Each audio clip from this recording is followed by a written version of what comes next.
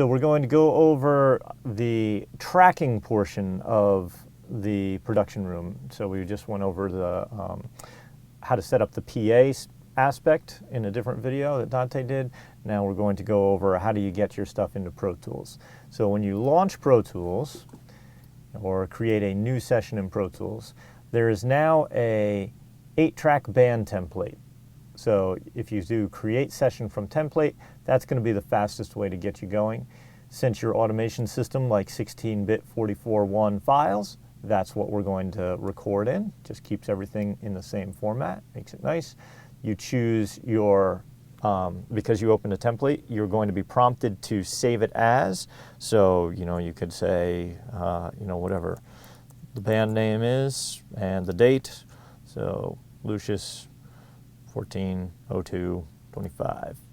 That's the year, the month, and the day. So it's easy to find. Whatever. You guys will have your own convention on how you name your stuff. Boom. That creates a new project, gives it the right name, and it lays out 8 tracks ready to go. All right. So I'm going to record enable all my tracks right now. I do that by option clicking on the record button. It records everything all at once.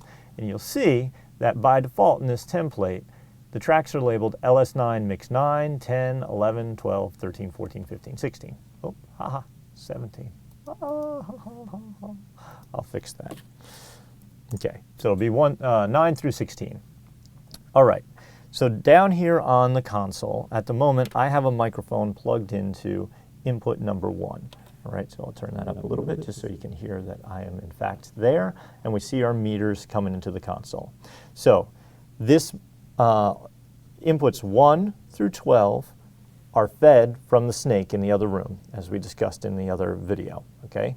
So you'll plug something into 1, you'll select 1 while someone is playing, you'll adjust the head amp gain until you're averaging somewhere around -12, -18 dB, somewhere in this range, right where it goes from green to orange. That's usually a good place. It gives you a good amount of headroom so you don't distort. It's not so low that it's really, really noisy. So you're going right for the sweet spot here in the VU meter, right? So now, how do I get to Pro Tools?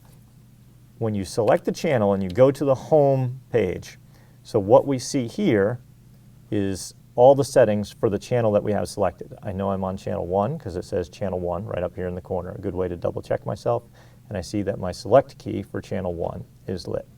So now, if you look here on the far left portion of the screen, this is the mix matrix section.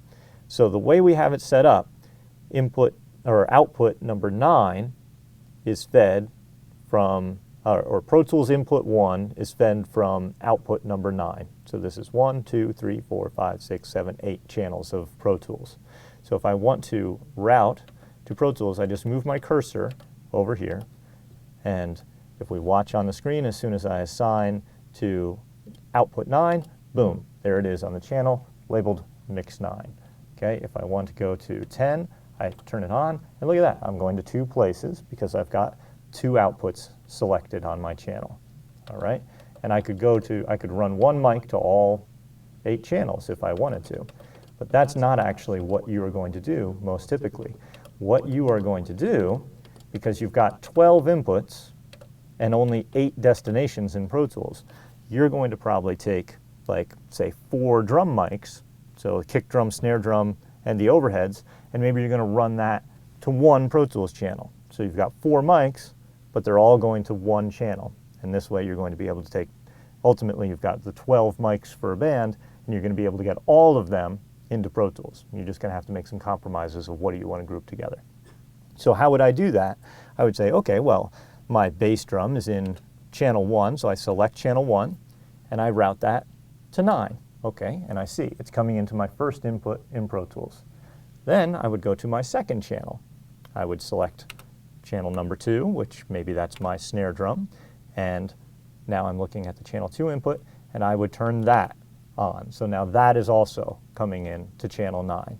And then I would go to channel 3, and I would turn that on, and I would route that to channel 9. And channel 4, and I would route that to mix matrix out, number 9. So right now I've got 4 separate mic channels, and they're all coming out the same mix out, which is number 9. And so if we had multiple sources right now, we would see that all of them are feeding into this mix.